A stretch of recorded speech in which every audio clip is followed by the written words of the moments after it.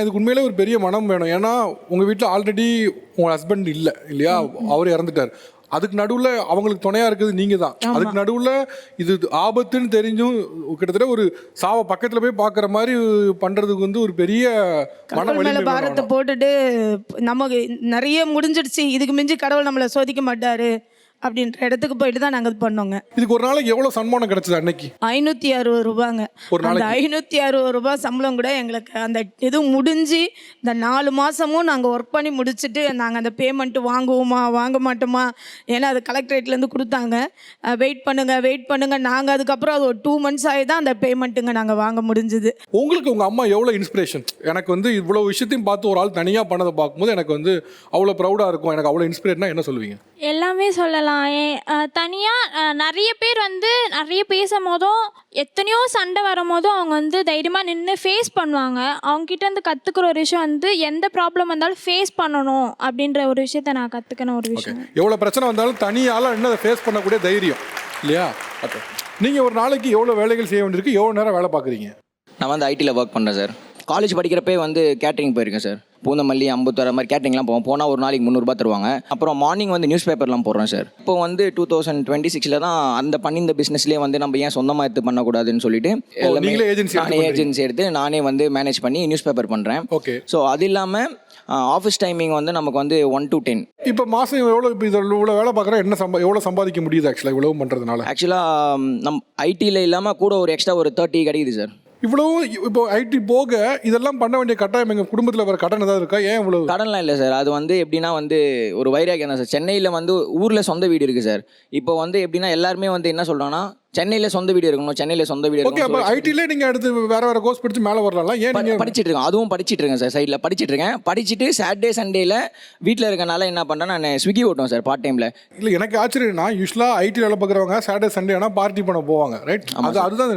But Saturday Sunday ஆனால் அது ஒரு நியூஸ் பேப்பர் போடுறதுக்கும் இல்லை வந்து ஃபுட் டெலிவரியில் போய் ஃபுட் டெலிவரி பண்ணுறதுக்கும் வந்து ஆச்சரியமாக இருக்குது. அந்தளவுக்கு வந்து உங்களுக்கு இங்கே ஷைன் ஆகணும் அப்படிங்கிற மெயின் ஏக்கம் இல்லையா? கண்டிப்பாக சார். லைஃப்பில் எதனா ஒன்று சாதிக்கணும் அப்படின்றது தான் ஒரு வெறி தான் சார், வேறு ஒன்றும் இல்லை. இது எனக்கு மட்டும் இல்லை சார். நம்ம தமிழ்நாட்டில் பார்த்தீங்கன்னா எவ்வளோ தான் டெக்னாலஜி சயின்ஸ் வளர்ந்தாலுமே துப்புரவு பணியாளர் இருந்து எல்லாருக்குமே இந்த பிரச்சனை இருக்குது. சாக்கடை க்ளீன் பண்ணும்போது க்ளவுஸ் எது ப்ராப்பராக கொடுத்தாலுமே அவங்க உள்ளே இறங்க வேண்டிய ஒரு கட்டாயம் வருது. இறங்கி தான் செய்கிறாங்க. அங்கங்கே விஷவாயு தாக்கியுமே இறந்துட்டு இருக்கிறாங்க. எங்கள் ஊரில் கூட ரீசெண்டாக பொறுத்த விஷவாயு தாக்கி இறங்கினாங்க. நம்ம கவர்மெண்ட் இதுக்கு ப்ராப்பராக ஏதோ ஒன்று பண்ணால் எங்களை மாதிரி பழப்புக்காக போய் அதில் குடும்பமே வீணாக போகாமல் இதெல்லாம் நிறையா காப்பாற்றலாம் சார். அது வந்து இந்த இடத்துல நான் சொல்லிக்கணும்னு ஆசைப்பட்றேன். ஃபேமிலிக்காக தான் இதை பண்ணுறோம். ஆனால் அதனாலே நம்ம ஃபேமிலி நம்மளை இழந்துட்டு நின்றுமோங்கிற மாதிரி பயமாகவே இருக்குது. ஆனால் அந்த வேலைக்கு போய் ஆகணுங்கிற சுச்சுவேஷன். மற்ற வேலைக்கெல்லாம் போனால் என்ன பண்ணுறானுங்கன்னா 400 ரூபா 450 ரூபா சம்பளம் தரானுங்க. அதிலே ரேட் பேசுகிறானுங்க. சாயங்காலம் போகிறது கமிஷன் எடுத்துக்கணும். கொத்தனார் வேலைக்கு கூட்டு போனால் 200 ரூபா கமிஷன் என்ன அவன் கூட்டு போகிறானா, ஆனால் நான் தான் 50 மணிக்கு வேலை செய்வேன்.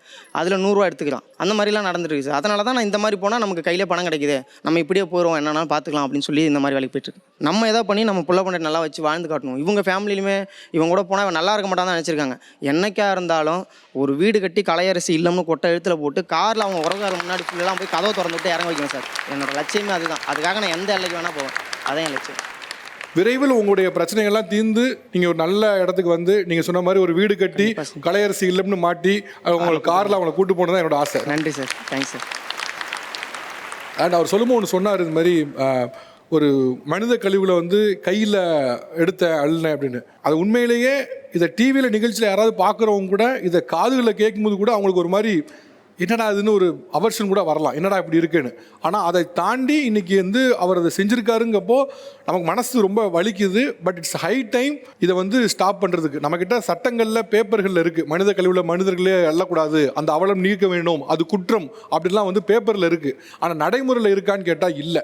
ஆர்டிஃபிஷியல் இன்டெலிஜென்ஸ் பேசுகிறோம், ஏஜிஐ பேசுகிறோம். ஆனால் இவ்வளவும் பேசிட்டு ஒரு மனித கழிவை மனிதர்கள் அல்ற நிலைமையில தான் நம்ம வச்சுருப்போம் அப்படின்னா இதை விட மோசமான அவல நிலை எதுவுமே இருக்காது. இதை உரிய துறை பார்த்து இதுக்கான நடவடிக்கை எடுக்கணுங்கிறது தமிழா வாயிலாக ஒரு கோரிக்கையாகவே நான் வச்சுக்கிறேன் ஆக்சுவலாக.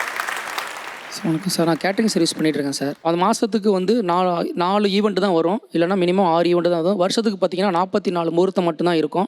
இந்த ஒரு நாளைக்கு கேட்டரிங் போயிட்டு வந்ததுக்கப்புறம் காலையில் ஜிம்முக்கு ட்ரைனராக போகிறேன் சார். 4:30 மணிக்கு எந்திரிச்சு வீட்டில் சமைச்சு வச்சுட்டு பாப்பா யூனிஃபார்ம் அயன் பண்ணி வச்சுட்டு 5:30 மணிக்கு ட்ரைனராக டியூட்டி ஜாயின் பண்ணிடுவேன் சார். 9 மணி வரைக்கும் அங்கே இருப்பேன் சார்.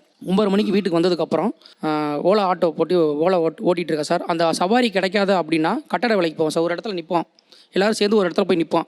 அங்கே வந்து ஒரு ஆள் யாராவது ஒரு பைக்லேயோ கார்லேயோ வந்து கூப்பிடுவாங்க, என்ன வேலைக்கு வாங்கன்னு சொல்லி கூப்பிடுவாங்க. நம்ம என்ன வேலைக்குன்னு கேட்டால் நம்மளை யாரும் கூப்பிட மாட்டாங்க. நம்ம இங்கேருந்து போவோம், ஒரு வேலைக்குன்னு போவோம், சம்பளம் ஃபிக்ஸ் பண்ணிடுவாங்க, 700 சம்பளம் 800 சம்பளம்னு சொல்லிட்டு போவோம். ஒரு டைம் பார்த்தீங்கன்னா 1000 கல் தூக்க விட்டாங்க சார், என்ன ஒரு ஆளாகவே. ஒரு கல்லுக்கு 1 ரூபா மீனிங் 1000 கல் தூக்கிட்டு 3 மணி நேரத்தில் அந்த 1000 கல்லை நானே ஒரு ஆள் தூக்கி போட்டேன். ஃபர்ஸ்ட் ஃப்ளோர் சார், தூக்கி போட்டு நான் என் மனைவிக்கு இன்ன வரைக்கும் தெரியாது சார் அது. இங்கே பார்த்தீங்கன்னா நிறைய பேர் நிறைய வேலைகள் பார்த்துருவாங்க, நல்லா படிச்சிருந்தாலும் கூட வேறு வேலைகளுக்காக செஞ்சு தான் குடும்பத்தை ரன் பண்ண வேண்டி இருக்குங்கிறாங்க. ஒருத்தர் ஒரு 5 ரூபாய்க்கு பேப்பர் போட்டு இன்றைக்கி ஒரு நல்ல சம்பளம் வாங்கி அவன் ஃபேமிலி சுச்சுவேஷன் எல்லாத்தையும் மேம்படுத்த பார்க்க முடியுது. இந்த கதைகள் கேட்கும்போது ஒரு நிகழ்ச்சியாக இருக்குது, ஒரு ஃபேமிலிக்காக இவ்வளோ ஓடுறாங்கிறது. பட் இந்த சூழலை நீங்கள் விவரிக்கணும் அப்படின்னா நீங்கள் என்ன சொல்வீங்க? ஒரு சோஷியல் ஆங்கிளில் பார்க்கும்போது எப்படின்னு நினைக்கிறீங்க நீங்கள்? முதல்ல இவங்க பேசுகிறதெல்லாம் கேட்கும்போது எனக்கு ஏற்பட்ட உணர்வுகளை பற்றி கொஞ்சம் சொல்லணும். ஒரு பக்கம் வந்து ரொம்ப நெகிழ்ச்சியாகவும் வருத்தமாகவும் இருந்துச்சு, இவ்வளோ கஷ்டப்பட வேண்டியிருக்கா வாழ்க்கைக்கு அப்படின்னு.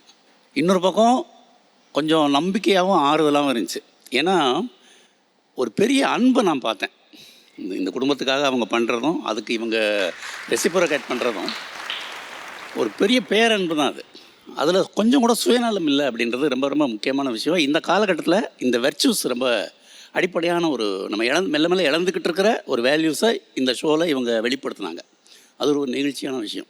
பட் சமூக சூழல் பார்க்கும்போது எனக்கு உண்மையிலேயே வந்து ரொம்ப வேதனையாக இருந்தது. என்னென்னா, முதல்ல ஒருத்தவங்க பேசினாங்க இல்லையா, கிட்டத்தட்ட ஒரு நாளைக்கு நான் காலையில் ஒரு வேளை தான் சாப்பிடுவேன், அது தவிர என்னுடைய தூக்கங்கிறது ஒரு 3-4 மணி நேரம் அப்படின்னு சொல்லிட்டு அவங்க அதுக்கான காரணங்களை சொல்கிறாங்க. வீடு கட்டினதுக்கு கடன், வருஷத்துக்கு 30 லட்சம் கடன் இருக்குது, வருஷத்துக்கு வட்டி எவ்வளவாது அப்படின்னு சொல்கிறாங்க. இன்னொருத்தர் பேப்பர் போட ஆரம்பிக்கிறார், 5 அக்காக்களுக்காக பேப்பர் போட ஆரம்பிக்கிறாரு, ஒரு இடத்துக்கு வராரு. எல்லாருமே கடினமாக உழைக்க தயாராக இருக்காங்க, கடினமாக உழைக்கவும் செய்கிறாங்க, தங்களுடைய உடல்நலத்தையும் மனநலத்தையும் பொருட்படுத்தாமல் உழைக்கிறாங்க. ஆனால் அதுக்கான ரிட்டர்ன்ஸ் வந்து ரொம்ப ரொம்ப மீனியலாக இருக்குது, ரொம்ப குறைச்சலாக இருக்குது. இது வந்து நமக்கு சமூகத்தில் நிலவக்கூடிய ஒரு மிகப்பெரிய ஒரு பொருளாதார ஏற்றத்தாழ்வு நமக்கு தெரியுது. ஆனால் இதை மீறி ஜெயிச்சுக்கிட்டு இருக்காங்கிற ஒரு நம்பிக்கையான விஷயம். அந்த வெற்றிக்கு கொடுக்குற விலை இருக்கு இல்லையா, அதுதான் ரொம்ப பெயின்ஃபுல்லாக இருக்குது எனக்கு. என்னென்னா, இவ்வளவு விலை கொடுத்து ஒரு வெற்றி அடையணுமா அப்படின்றது ஒரு முக்கியமான பாயிண்ட். எனக்கு இன்னொரு முக்கியமான ஒரு விஷயம் தோணுச்சு. ஒரு ஃபிலாசபிக்கலாக யோசிச்சு பாருங்கள், ஹியூமன் லைஃப்பில் நமக்கு அடிப்படையான தேவை என்ன? மனித வாழ்க்கைக்கு ஒரு மனிதனுக்கு, ஒரு இண்டிவிஜுவலுக்கு என்ன வேணும்? ரொம்ப முக்கியமானதுன்னு நான் 2-3 விஷயத்தை தான் நினைக்கிறேன். ஒன்று வந்து மனநலம், உடல்நலம், தவிர தேவையான அடிப்படையான வசதிகள். இந்த மனநலமும் உடல்நலமும் இருந்தால் மட்டும்தான் ஒரு வாழ்க்கை முழுமையடையும். ஆனால் இங்கே பேசின பல பேரும் அவங்க ஏதோ ஒன்று நோக்கி ஓடிக்கிட்டே இருக்காங்க, ஆனால் அவங்க மனநலத்தையும் பொருட்படுத்தலை, உடல்நலத்தையும் பொருட்படுத்தலை. அது வந்து மிகப்பெரிய இழப்பு. ஸோ ஒரு இடத்துல நின்று நிதானித்து நம்ம என்ன பண்ணிகிட்ருக்கோம் அப்படிங்கிறத ரியலைஸ் பண்ணணும் அப்படின்னு தோணுது எனக்கு. ஒரு எழுத்தாளராக இப்போ இவங்க பண்ணக்கூடிய தியாகத்தை எப்படி பார்க்க நினைக்கிறேன்? ஏன்னா இப்போ இவங்க வந்து அந்த தியாகத்தை குடும்பத்துக்காக பண்ணுறாங்க, பட் நம்ம வந்து அந்த குடும்பத்தை தாண்டி அவங்களையும் பார்க்க வேண்டியிருக்குல்ல. ஸோ உங்கள் பார்வையில் இவர்கள் செய்யக்கூடிய தியாகம், குடும்பத்திற்காக செய்யக்கூடிய இந்த தியாகத்தை நீங்கள் எப்படி பார்க்குறீங்க? இதுக்கு ரொம்ப நேரடியாக பிளாக் அண்ட் ஒயிட்டாக பதில் சொல்ல முடியாது, கொஞ்சம் முன்ன பின்ன தான் சொல்லி ஆகணும். ஒரு விதத்தில் மதிக்கத்தக்கது தான். இன்னொரு விஷயத்தில் அது மேலே கடுமையான விமர்சனமாக இருக்குது.